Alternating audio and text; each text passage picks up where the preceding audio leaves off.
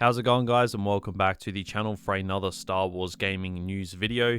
Now, this video is part of the series where we bring you the latest in all things Star Wars games. We normally do one of these videos every 2 weeks, but there has been a fair bit going on, and I wanted to bring you guys up to date with all of it, so I thought we'd bring this one a week earlier than normal. So in this video, we have some news on Star Wars Squadrons, including the game going gold, and exciting news for console players.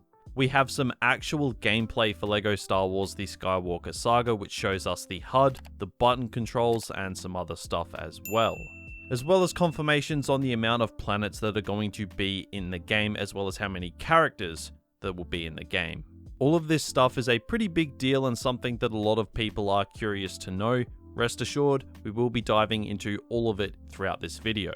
Now, I just want to put this out there at the start of the video, but I did get a new microphone, so the audio might sound a little different in this video. I'm still trying to figure out the sweet spot, so any feedback on the audio would be greatly appreciated. Now, as of recording this video, we are just under 3 weeks away from the release of Star Wars Squadrons. Now, majority of the content you will see from me for that game will be on Twitch, where I will stream it. I'll of course have my videos as normal here on the channel, but most of my time with Squadrons will be spent streaming, so make sure you go drop a follow to the Twitch channel in preparation, and if you haven't already, remember to subscribe to the channel with notifications turned on for all your Star Wars gaming news and content. But for now, let's dive into the video. So we'll kickstart off this video with the Star Wars Squadrons news, and save the big LEGO Star Wars news for later. So Squadrons in the past few days went gold. Now, for those of you who don't know what this means, it basically means that the game is officially complete and ready for distribution.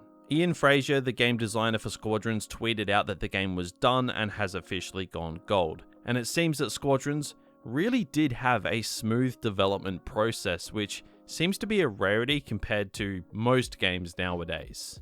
So that fills me with a lot of hope that the game is going to be even better than it was when I played it a couple months ago.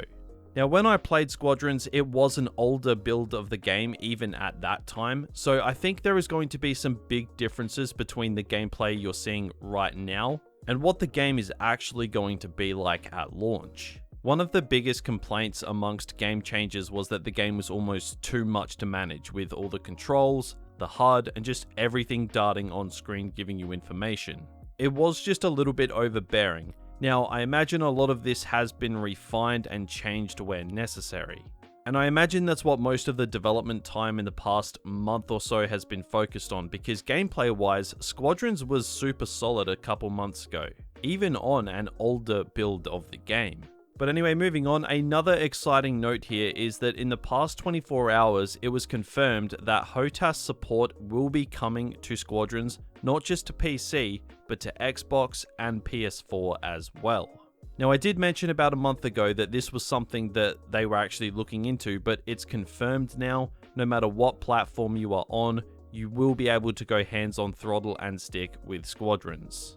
And I honestly think that's going to be the best way to play this game, especially if you combine it with VR. It's just honestly going to be completely insane, and that realistic that it's pretty scary. Now, I didn't get to play with HOTAS when I played the game. I only got to play on controller, so it remains to be seen just how well the controls are incorporated, because it seemed like there wasn't enough buttons on my Xbox controller to actually play Squadrons. So I am interested to see how the developers have mapped out the input settings. It could really make or break all of it. But regardless, great news for Squadrons. It's getting super close now, less than 3 weeks away. And finally for Squadrons, it was literally just announced that Squadrons would actually be getting a CG short. This is going to be premiering Monday, 8 AM Pacific time.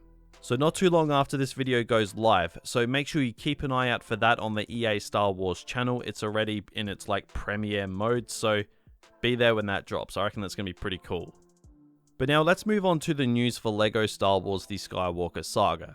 So during some Xbox console reveals, some Xbox marketed games were showcased during the reveal, and one of those games was LEGO Star Wars The Skywalker Saga. Although it was brief, we did get our first look at the HUD for the game. I'll slow down the clip, but as you can see here, we have Obi-Wan fighting Darth Maul, which is something we saw in the gameplay reveal trailer. This time though, it's a little bit different. We have Qui-Gon Jinn just chilling in the background there, and we see the HUD for the first time in the game and, what it's going to look like as we play through. And I've got to say, I am pretty happy with how it's looking, to be honest. The first thing I noticed is the placement of the camera right behind the character. And I did notice that there are no longer the heart symbols to represent health anymore, at least not here in this little clip. It's been replaced with this red bar seemingly, so it looks like they have really gone out of their way to modernize this game and make it, a little less goofy than the previous LEGO Star Wars games. Which I honestly have to say, I really appreciate that. Like, as good as the old LEGO Star Wars games were, they were very childish in my opinion. And I'm not saying that's a bad thing. I mean, it is a LEGO game, but it seems like with this game, they are looking to appeal to a more broader audience, which I think is definitely the right move. Trying to appeal to people who probably weren't hyped for the game at all as it's a LEGO game, I think that was the right move.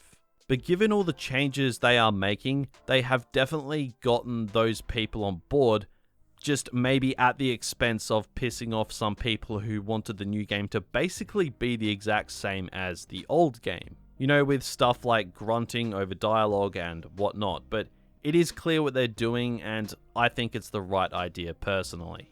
Now that's not all for LEGO Star Wars. There was an article released for LEGO Star Wars on a German news website, and thanks to a lovely subscriber of mine all the way from Germany, he reached out to me through email to let me know that this article actually existed. So I had a look at the article, I got it all translated, and I gave it a read through, and it's actually very interesting. So I'll read the important part out of the article, and it goes as follows. In the Skywalker saga, we can't just explore one world. In an interview, McLaughlin stated that we can explore the whole LEGO Star Wars galaxy freely, which sounds really cool. We are therefore not only offered large hub areas on 24 planets as we know from many LEGO games. Now this is the actual quote from Jimmy McLaughlin, a developer from TT Games. He said, "This is one of the big story points of the game. The galaxy can be explored freely.